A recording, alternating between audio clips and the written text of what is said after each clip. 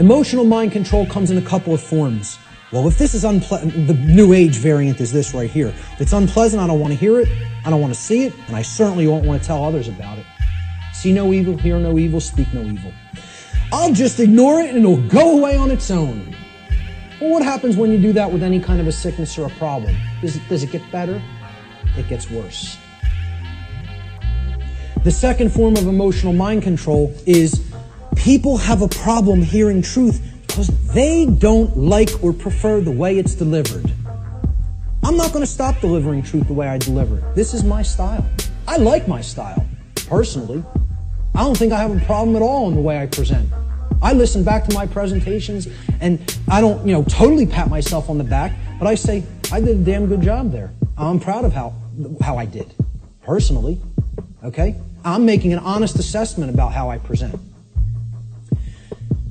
And again, I realize my presentation style is mostly for the thick skin. It's not for the people with super delicate sensibilities. So be it. That's not really who I'm trying to reach. I'm trying to do vertical integration, not horizontal integration. Build up the community of people who really get it, and they can start propagating it to the masses.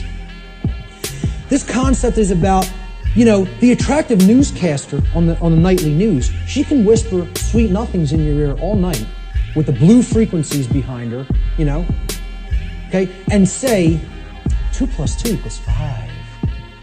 2 + 2 = 5. And she's going to get a lot of people to believe that nonsense, right? But the person who's actually telling you the truth, that you might not like the sound of his voice, you might not like the harshness that he comes to you with the truth with, he might be screaming through a bullhorn and saying, hey, you're in danger. You are actively in danger. There is an imperative here, okay? There is a time consideration here. You don't have all the time in the world to correct this, all right?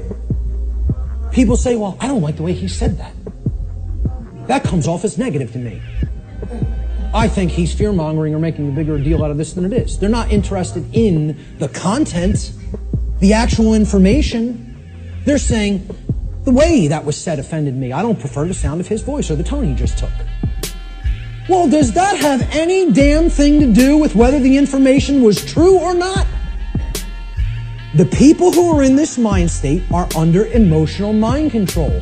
They believe you can determine the veracity of informational content based upon how it makes you feel. And this is a logical fallacy. That cannot be done. You cannot think with the emotions, and I'm not telling you to disregard the emotions. They're unbelievably important. They are our compass for morality in our lives. They're the compass through which we should set the direction of our behavior. But you can't come to determine and analyze and break down what's true or not and make a filtering system based on just how the information made you feel when you heard it. Okay?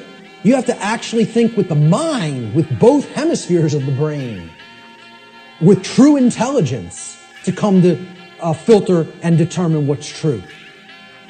Okay? No matter how much anybody wants to, give you that soft, sweet, pleasant, emotional voice, okay?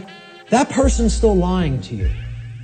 And no matter how much the person who comes with an abrasive, harsh, nasty, or scratchy voice might keep telling you 2 + 2 = 4, and you don't personally like their tone, guess what, folks? It still equals 4 at all times and places. That's the truth. No amount of pleasantry or wrapping up the lie is ever going to make this statement on the left here true. Ever. But yet, that's what people would rather prefer to hear if it's told to them in a nice, pleasant tone. Truth is belligerent, as I said at the beginning of the presentation. It is, by its very nature, at war with the forces of falsehood and deceit. Correct.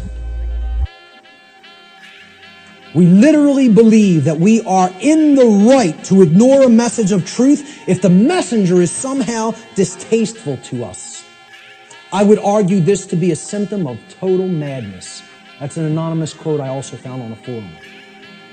And that's a great piece of wisdom. That's a gem of wisdom right there.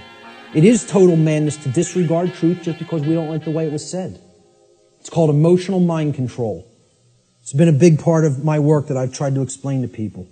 You know, life is short, man. The Most High gets angry, but to be angry all the time, you might say I'm going off on this, but if you're angry like 90% of the times, 80% of the times, even 70% of the times, I don't think you're in the right spirit. I don't think you're in the spirit of the Most High. I think you're following the flesh, or Satan has possession of your spirit to some capacity.